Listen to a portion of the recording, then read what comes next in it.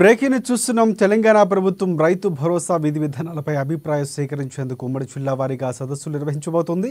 ఈ సదస్సులు ఇవాల్టి నుంచి ప్రారంభం కాబోతున్నాయి. ఈరోజు ఖమ్మంలో రైతు భరోసా వర్క్షాప్లో ముఖ్యమంత్రి, ఉప ముఖ్యమంత్రి భట్టి విక్రమార్క, మంత్రులు తుమ్మల నాగేశ్వరరావు, పొంగులేటి శ్రీనివాసరెడ్డిలు పాల్గొనబోతున్నారు. రేపు ఆదిలాబాద్, శుక్రవారం రోజున మహబూబ్ నగర్, 15వ తేదీన వరంగల్, 16వ తేదీన సంగారెడ్డిలో జిల్లాల స్థాయి రైతు భరోసా సమస్యలు జరగబోతున్నాయి. ఈ నెల 18న నిజామాబాద్, 19న కరీంనగర్, 22న నల్గొండ, 23వ తేదీన రంగారెడ్డి జిల్లాలో రైతు భరోసా సదస్సులు నిర్వహించాలని నిర్ణయించారు. వర్క్షాపులకు ప్రజాప్రతినిధులు, రైతులు, వివిధ సంఘాల నాయకులు ఆహ్వానించాలని కలెక్టర్లను వ్యవసాయ శాఖ కార్యదర్శి ఆదేశించారు. ఈ వర్క్షాప్లో చర్చలు, అభిప్రాయాలు, సూచనలు సదస్సు జరిగిన 2 రోజుల్లో నివేదిక రూపంలో కలెక్టర్లు వ్యవసాయ శాఖకు పంపించనున్నారు.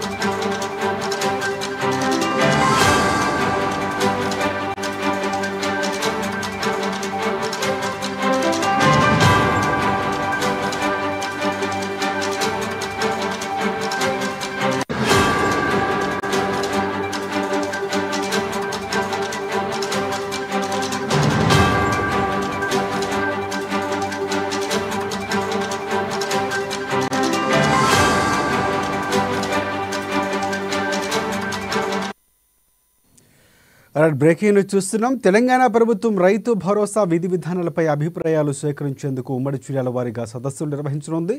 ఈ సదస్సులు ఇవాల్టి నుంచి ప్రారంభం కానున్నాయి. ఈరోజు ఖమ్మంలో రైతు భరోసా వర్క్షాప్లో ఉప ముఖ్యమంత్రి భట్టి విక్రమార్క, మంత్రులు తుమ్మల నాగేశ్వరరావు, పొంగులేటి శ్రీనివాసరెడ్డి పాల్గొననున్నారు. రేపు ఆదిలాబాద్, శుక్రవారం రోజున మహబూబ్ నగర్, 15వ తేదీన వరంగల్, 16వ తేదీన సంగారెడ్డిలో జిల్లాల స్థాయి రైతు భరోసా సదస్సులు జరగబోతున్నాయి. ఈ నెల 18వ తేదీన నిజామాబాద్, 19వ తేదీన కరీంనగర్, 22న నల్గొండ, 23వ తేదీన రంగారెడ్డి జిల్లాల్లో రైతు భరోసా సదస్సు నిర్వహించాలని నిర్ణయించారు. వర్క్షాపులకు ప్రజాప్రతినిధులు, రైతులు, వివిధ సంఘాల నాయకులు ఆహ్వానించాలని కలెక్టర్లను వ్యవసాయ శాఖ కార్యదర్శి ఆదేశించారు. ఈ వర్క్షాప్లో చర్చలు, అభిప్రాయాలు, సూచనలు సదస్సు జరిగిన 2 రోజుల్లో నివేదిక రూపంలో కలెక్టర్లు వ్యవసాయ శాఖకు పంపించనున్నారు. రైతు భరోసా ఎవరికి ఇవ్వాలనే విధి విధానాలు, అర్హతలపై అభిప్రాయాలు సేకరించిన తర్వాత మంత్రివర్గ ఉపసంఘం సమావేశమై చర్చించబోతుంది. నెలాఖరున జరగనున్న అసెంబ్లీ బడ్జెట్ సమావేశాల్లో చర్చించి రైతు భరోసాపై తుది నిర్ణయం తీసుకున్నారు. ఇదే అంశానికి సంబంధించి పూర్తి అప్డేట్స్ ఇచ్చేందుకు మా హైదరాబాద్ ప్రతినిధి రాంబాబు మనకి లైవ్లో సిద్ధంగా ఉన్నారు. రాంబాబు, చెప్పండి. రైతు భరోసాను రాష్ట్ర ప్రభుత్వం అత్యంత ప్రతిష్టాత్మకంగా తీసుకుంది. మరొకవైపు రైతు భరోసాకు సంబంధించినటువంటి అంశంలో రాష్ట్ర ప్రభుత్వం కొంత క్లారిటీ భావించింది. ఈ నేపథ్యంలోనే ఈ రైతు భరోసా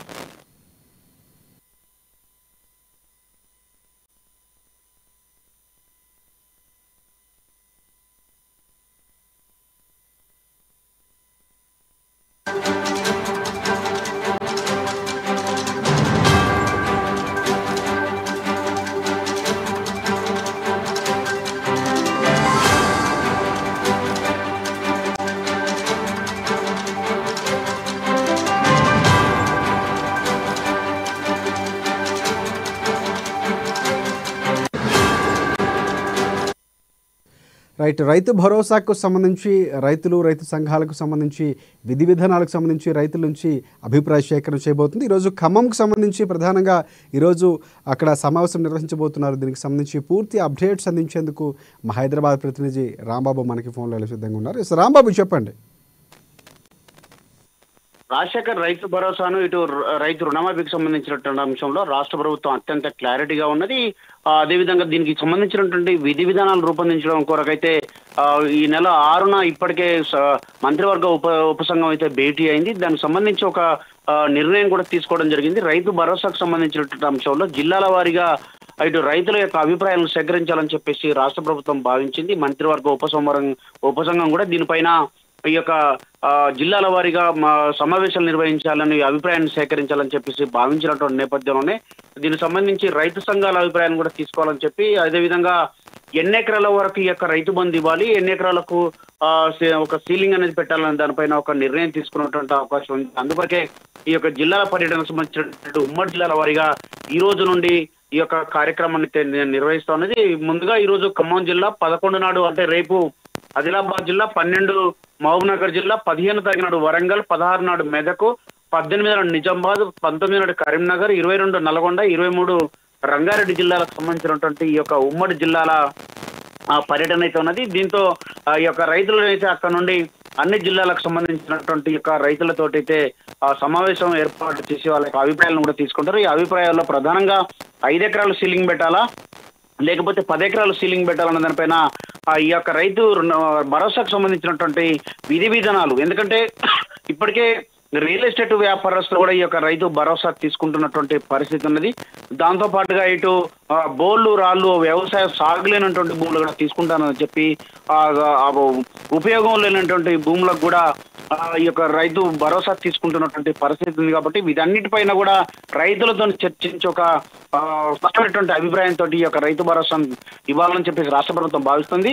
అందుకొరకే దీనిపైన ఈ యొక్క సమావేశాలు నిర్వహించిన తర్వాత ఈ సమావేశాలలో రైతుల నుంచి వచ్చినటువంటి అభిప్రాయాలను అసెంబ్లీ వేదికగా చర్చించి అసెంబ్లీలోని యొక్క రైతు భరోసాను సంబంధించినటువంటి ఒక కీలకమైనటువంటి ప్రకటన చేయబోతున్నారు. అది దానికి సంబంధించినటువంటి 5 ఎకరాల సీలింగ్ 5 ఎకరాల ల్యాండా లేకపోతే 10 ఎకరాల ల్యాండ్ అనే దానిపైన, దాంతో పాటుగా ఇటు ఏ రైతులకు ఇవ్వాలి, ఇటు ఉద్యోగస్తులకు ఇవ్వాలా వద్దా, లేకపోతే దానికి సంబంధించి ఉద్యోగస్తులతో పాటు ఇటు ఐటీ కట్టేటువంటి వాళ్లకు ఎంపీలు, ఎమ్మెల్యేలు, ప్రజాప్రతినిధులు, మంత్రులు ఇట్లాంటి వాళ్ళకు కూడా ఈ రైతు భరోసా ఇవ్వకూడదని చెప్పేసి ఒక అభిప్రాయాలు వస్తున్నటువంటి నేపథ్యంలో ఈ అభిప్రాయాలను సేకరించి అసెంబ్లీలో చర్చించిన తర్వాత తుది పొందాల్సేటువంటి అవకాశం ఉంది. రాజశేఖర్ రాంబాబు, ఒకటే ప్రధానంగా రైతు సంఘాలతో రైతులతో సమావేశం అవబోతున్నారు. ఈరోజు ఖమ్మం నుంచి ప్రారంభం అవుతుంది. ప్రధానంగా ఎలాంటి అంశాలు రైతు సంఘాలు రైతులు ఇక ప్రభుత్వానికి సంబంధించి చెప్పే అవకాశం కనిపిస్తుంది?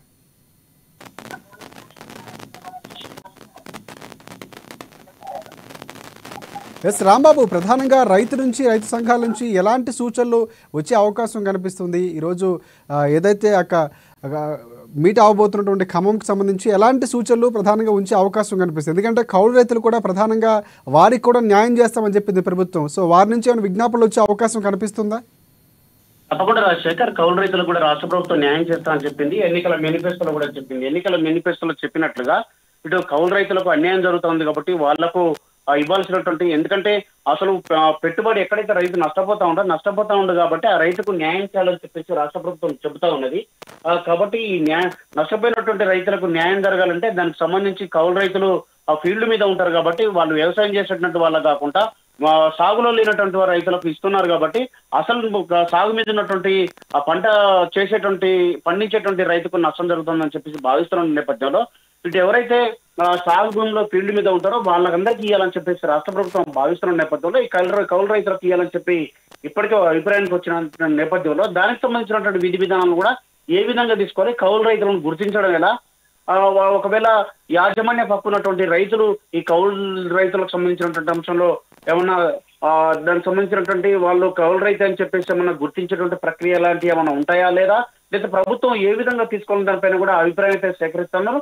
మరొకవైపు రైతుల నుండి కూడా కొన్ని అభిప్రాయాలు అయితే స్వీకరిస్తున్నారు. రైతులు కూడా ఈ యొక్క ధనికులకు వద్దని చెప్పేటువంటి పరిస్థితులు అయితే చెప్పేటువంటి అవకాశం ఉంది. ఎందుకంటే మధ్యతరగతి రైతు, పేద రైతులు వీళ్ళందరికీ కూడా ఈ యొక్క రైతు భరోసా రావాలి కానీ లేకపోతే వ్యవసాయం చేయకుండా ఎక్కడో ఉండి ఆ భూములను మొత్తం కౌలుకి ఇచ్చేటువంటి రైతులకు ఈ యొక్క రైతు భరోసా ఇవన్నీ రైతు రుణమాఫీ లాంటివి కూడా వద్దని చెప్పేసి రైతులు సూచించేటువంటి అవకాశం ఉంది. కాబట్టి ఖమ్మంలో ఈ రోజు జరుగుతున్నటువంటి ఈ యొక్క రైతు భరోసా సంబంధించినటువంటి సమావేశంలో రైతుల నుండి స్పష్టంగా ఇలాంటి కూడా అభిప్రాయాలు వచ్చేటువంటి అవకాశం ఉంది.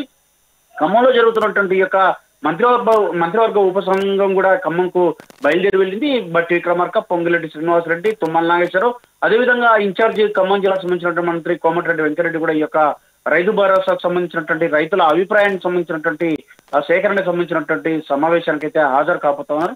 ఇప్పటికే ఖమ్మంకు రైతులు కూడా పెద్ద ఎత్తున ఈ ఖమ్మం సంబంధించినటువంటి పరిసర ప్రాంతాల్లో ఉన్నటువంటి రైతులందరూ కూడా వచ్చి ఈ యొక్క అభిప్రాయాలు ఇచ్చేటువంటి అవకాశం ఉంది. అదేవిధంగా రాష్ట్ర వ్యాప్తంగా కూడా ఈ అభిప్రాయాలను సేకరించిన తర్వాత అసెంబ్లీలో దీనిపైన ఒక నిర్ణయం తీసుకున్నటువంటి అవకాశం ఉంది.